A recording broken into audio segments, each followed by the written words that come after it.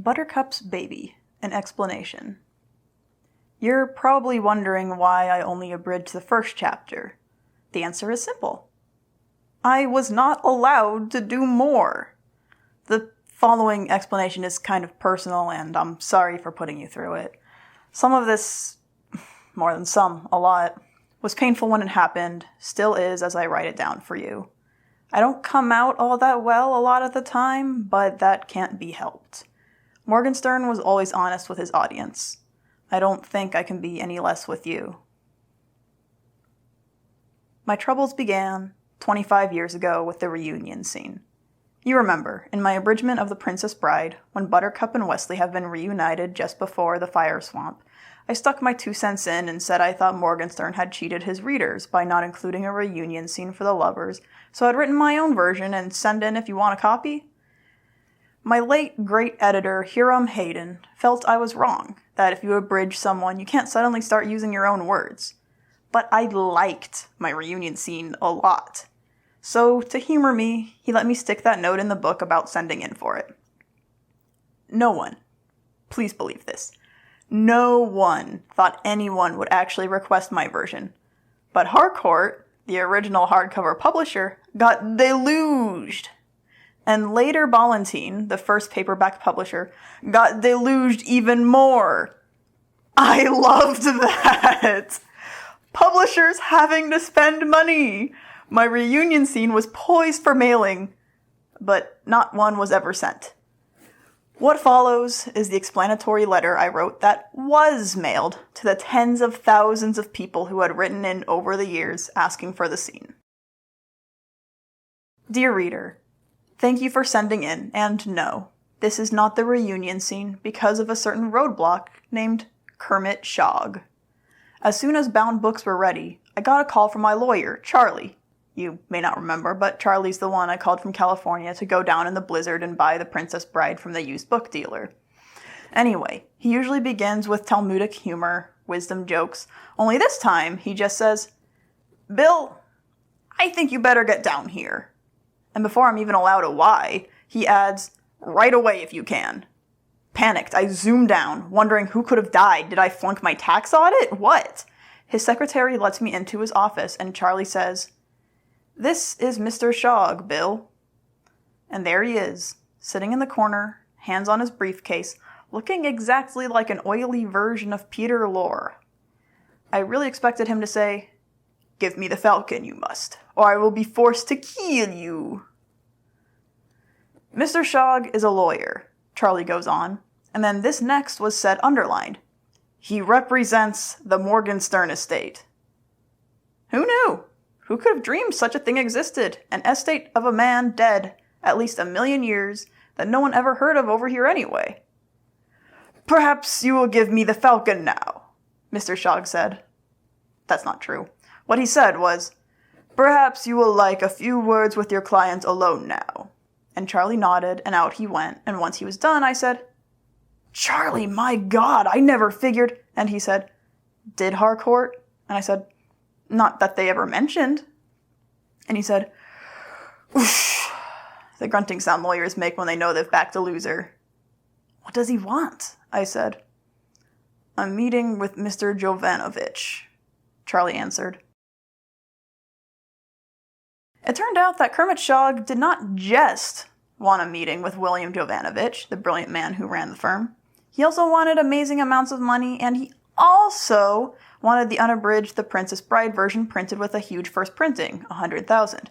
And, of course, the idea of little me sending out the reunion scene died that day. But the lawsuits began. Over the years, a grand total of 13, only 11 directly concerning me. It was horrible, but the one good thing was that the copyright on Morgenstern ran out in 1978. So I told everyone who sent in for the reunion scene that their names were being put on a list and kept, and once 1978 rolled around, voila! But I was wrong again. Here is part of the next note I sent out to all people requesting the reunion scene. "I'm really sorry about this, but you know the story that ends? Disregard previous wire, letter follows? Well, you've got to disregard the business about the Morgenstern copyright running out in 1978.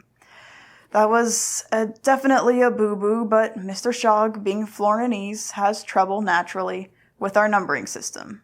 The copyright runs out in 87, not 78. Worse, he died. Mr. Shogg, I mean. Don't ask how you could tell. It was easy. One morning, he just stopped sweating, so there it was. What makes it worse is that the whole affair is now in the hands of his kid, named, wait for it, Mandrake Shogg. Mandrake moves with all the verve and speed of a lizard flaked out on a riverbank. The only good thing that's happened in this whole mess is I finally got a shot at reading some of Buttercup's Baby. Up at Columbia, they feel it's definitely superior to The Princess Bride in satirical content. Personally, I don't have the emotional attachment to it, but it's a hell of a story, no question. It's funny, looking back, but at the time I had really zero interest in Buttercup's Baby. Many reasons, but among them this. I was writing my own novels then. To make sense of that, I suppose I ought to tell you what I did with The Princess Bride. I know the book cover just says abridged by, and yes, I jumped from good part to good part, but it was really a good deal more than that. Morgenstern's The Princess Bride is a 1,000-page manuscript. I got it down to 300. But I didn't just cut out his satiric interludes. I made elisions constantly. And there were all kinds of stuff, some of it wonderful, I got rid of. Example, Wesley's terrible childhood and how he came to be the farm boy. Example, how the king and queen went to Miracle Max because they knew they had somehow given birth to a monster, Humperdinck, and could Max change that? Max's failure is what led to his firing, which in turn caused his crisis in confidence. His wife, Valerie, refers to it when she says to Inigo, "He is afraid he's done, that the miracles are gone from his once majestic fingers." I felt all this, exciting and moving as a lot of it is, to be off the spine of the story. I went with true love and high adventure, and I think I was right to do that. And I think the results have proved that. Morgenstern never had any audience for his book. Except in Florin, of course. I brought it to people everywhere, and with the movie, to a wider audience still. So, sure, I abridged it. But I'm sorry, I shaped it. I also brought it to life. I don't know what you want to call that, but whatever I did, it's sure something. So, Buttercup's Baby was just not for me at that time.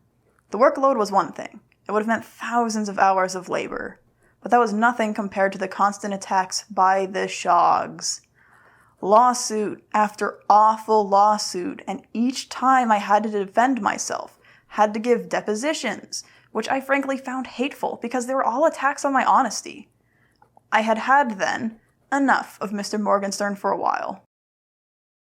I didn't actually read Buttercup's Baby either. I happened to be at Columbia University one afternoon. I gave my papers to Columbia, and some Florinese kid stopped by, handed me a rough translation to glance at. The full title of the book is this: Buttercup's Baby, S. Morgenstern's glorious examination of courage matched against the death of the heart. Had a great opening page, a real shocker, but that was mostly what I remember. It was just another book to me then, you see. It had not become lodged in my heart. Yet.